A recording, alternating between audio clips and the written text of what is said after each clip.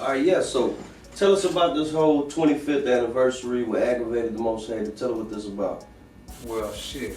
In 2020, which is coming up, it'll be 25 years since we put out the Aggravated record. Okay. So Aggravated came out in 95. And then 1 year before that, we had did Grimm's first album, Making the Matter Worse. And that was the first Latin or Mexican rap album out of Texas. So, it took me like 5 years to get to that point. So, like 30 years plus I've been making beats and shit, you know what I'm saying? But it'll be the 25th year that since y'all released this Aggravated Accept album. Yeah, Aggravated. I always remember 9-5 because Screw was out on that record we had called I'm Your Future. And Screw says 9-5, Southside, you know what I'm saying? And so Jam Down FILERO is one of my favorites, right so there. Aggravated was off Aggravated Records that had started with me, Balasso, and my uncle had paid for a lot of the production, bought the keyboard, and we recorded that album at Jam Down. Okay. So Jam Down seen how we did Aggravated, and then they pretty much wanted to sign us after we left Aggravated Records. Okay. So that's how we got on Jam Down. Okay, and that's history. If y'all don't know, Jam Down, that's actually like the that's where Kiki really got his worldwide success from, with the South Side, with with all these major hits. And if you don't know, a little history about the South Side, Lil Kiki, this is actually the man that produced the South Side remix with Lil Kiki and 8-Ball. And if we got a documentary that we're working on right now, y'all get to hear the full story from Lil Kiki, y'all get to hear the full story from FILERO on this documentary that we got coming out. And it just kind of goes a little bit more depth in the history of the whole Texas, the whole Jam Down culture and everything like that. So, talk to us about this whole I'm Your Future, man. It's like, this is like one of the, this is like a folk song to, the Hispanic hip hop culture and stuff like that. How did this come about? Well, I'm Your Future was probably our most successful single we had off the Aggravated album. And that album, it's a funny story because back in the days when you wanted to sample, you had to get records, you know what I'm saying? So my cousin Balasso, he was at this chick's crib in Lake Jackson, and he ended up stealing all of her records, her dad's records, because we was record hounds, and we brought the records home, and there was some Jamaican records and shit, Peter Tosh, Bob Marley. We started playing them records, and we found a sample on there, you know what I'm saying? And we put the drums on it, and boom, we got Klondike Cat on the hook. And it's funny because I did a show with Klondike Cat last Saturday, and we're talking about Klondike Cat jumping on the remix, part 2. And so we're gonna be doing this probably in the next few days, part 2 of I'm Your Future. That's gonna be classic. That's gonna be something that I want to hear. Tell us. We know that you just got back from Colorado, UK, Reno, point blank. Y'all were on tour out there in Colorado. How was that? Oh man, Colorado is my second home. I used to live out there for almost 10 years, off and on, flying back to Houston. So Colorado, it was K. Reno's first show out in Denver. Oh, really? And we had him on last year on 420 in Colorado Springs, but this year we took him to Denver, and I was kind of nervous, like, man, it's our first show, or K. Reno's first show in Denver, and I was like, please, be some people there, man. But we got there and the house was packed, the parking lot was full, so I was like, oh man, that's right. Thank God, man, and it was a great show. We killed it, and we're gonna be going back to that same club again pretty soon. That's right. See, like a lot of Texas artists, they don't know like Colorado is like big in Texas music. Like when I was going real on the road, real tough with the SWISHA House and stuff like that. Even DJing for Kid Frost and for Lighter Shade of Brown and stuff like that was like one of the biggest markets, and it still is, for a lot of the hip hop. But Texas music, they got a love for Texas music out there. It's like an Austin of Colorado. You know what I'm saying? Because there's a big music scene. Yeah, a big music scene. For sure. So Denver's a good spot to be if you're a musician. For sure. There's always musicians in fucking Colorado, and especially in Denver. And shout out to everybody who's tuning in, from Colorado, man. Mile High Mexicans. Mile High Mexicans, man. We got a big fan base out there. Alamosa, all through the mountains, Eagle Vale, I done been all through out there, man. Pueblo, so shout out Pueblo, Springs, shout out all the homies Aurora. out there, man, holding it down.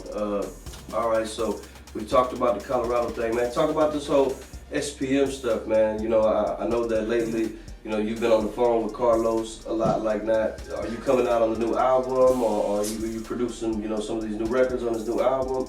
What's going on with that? Well, I did. The last one I did was "Frustration" was the name of the song, but I don't think that was on the last album he did. What was the name of the last album he did? I can't remember the name. I was on the first 48. Was it Southern Normal? No, he did the prison, the mansion, Devil's Mansion. Devil's Mansion. Yeah, Okay. I wasn't on that one. You know, Carlos is my good friend. Sometimes we have a lot of business disagreements. You know what I'm saying? And where he's at, it's hard for me to get a hold of him and shit. I don't really write too often. You know what I'm saying? I talk to him on the phone more than I write him. That's right. You know, but that phone runs out so quick. But I'll probably be on the next one. You know what I'm saying? Like, that's right. We still fuck with each other. We just don't stay in contact that much. That's right. You know what I'm saying? But we do stay in contact. And I see that you know, Carlos and Dope House, they're rebirthing the whole label right now. We're bringing out new artists, and we actually ran into one of their new artists today. Shout out to Justin Case, man. Good, man. He's actually going to be on the show here in the next couple of weeks and stuff like that. So stay tuned for the interview with Justin Case.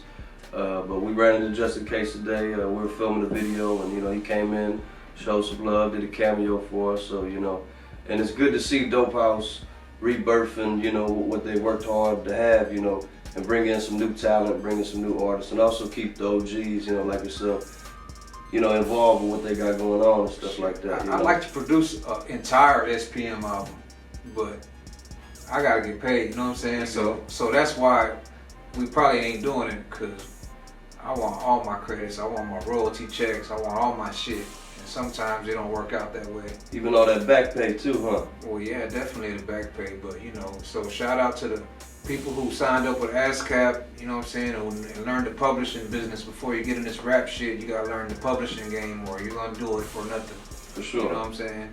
For sure, and you know, we're gonna get into that on a couple later on in the episodes. You know, we're gonna have like a whole like lesson on that. You know, because and a lot of people don't understand that. You know, the record labels and your managers and shit like that, they don't want you to know this They're kind of stuff. They're not gonna tell you everything, and half of the motherfuckers don't know anyway. They don't even know what they talking about. They acting like they know, but they really don't know, man. If they knew, they would have probably took care of us. But they don't know until they get their checks. That's and right. They start seeing, oh man, they keep that, you know what I'm saying? And by that time, they ain't really gonna tell you. Yeah, they for sure ain't gonna tell you. So artists, look out for that, you know. You know, these record labels and these managers, man, you know, you got to keep good people on your side. You got to keep good people on your team, or else you're going to have, you know, the snakes and the rats taking off your plate for your whole career. So keep it 1,000 with your artists, man. For real, keep it 100 with your people, man. That goes a long way. Let's talk about, you know, we're breezing through this, of course. We're going to have FILERO back on in the next couple of weeks talking about what he has with the new movie. So tell us about the Aggravated movie while we're here also. Well, it's already written because it's a true story. So I ain't got to write nothing, you know what I'm saying? I just got to recreate the scenes that happened. And I got a few scenes filmed already with a few actors. Well, Pablo was playing the SPM. Pablo Nunez. The SPM actors playing? Yeah, okay. he was the one in the video. I'm not sure the name of the video, but we did a few scenes with him. I got a few scenes with Ronnie Spencer in there, and we're still filming. Hopefully it'll be done by summertime 2020. Okay. You know what I'm saying? But I just got to get out there and finish filming. But definitely. You know, it will get done. Definitely. So Aggravated movie coming soon. Tell us about Gun Talk. I know y'all been working a lot on that. Well, Gun Talk is this man's movie, his second movie. And what I did in the movie was pretty much color correction, and I did some special effects, gunshot effects, sound effects, and just touched up a little bit because he already produced it and directed and cut it and shot and edited it. I just did the special effects and tightened it up a little more, you know, and we're in the last stages of doing the final mix. And the trailer's done. We're about to release that for the new year. Shout out to Big P, you know, Epic Films. They did a great job on doing cinematography with me. He killed it, you know. He's also shooting a lot of new videos that we got coming out. Shout out Manic Beats. He's in production. He's actually in the other room right now in the studio, taking care of all the sound for the movie right now. We got Damien Chopper on the movie. We got Miklo Damien Chopper from Blood and Blood Out. He's the star of the film. We got Puppet from American Me. in the movie. We got Noel G in the movie. We got Rashid in the movie. We got FILERO. We got Quota Key from Dope House. You know, we got a big, you know, cast, a big Texas cast as far as hip-hop artists and actors all meshed together in this one film. So y'all stay tuned for it. Y'all look forward for that. We right here. We're going to sign off, man. Y'all stay tuned for the next interview. It's Lil Young representing that Swisha House family, man. This is the SWISHA Podcast, man. So next time, light one up, man. And if you're watching the TV show, light one up, roll it up, man.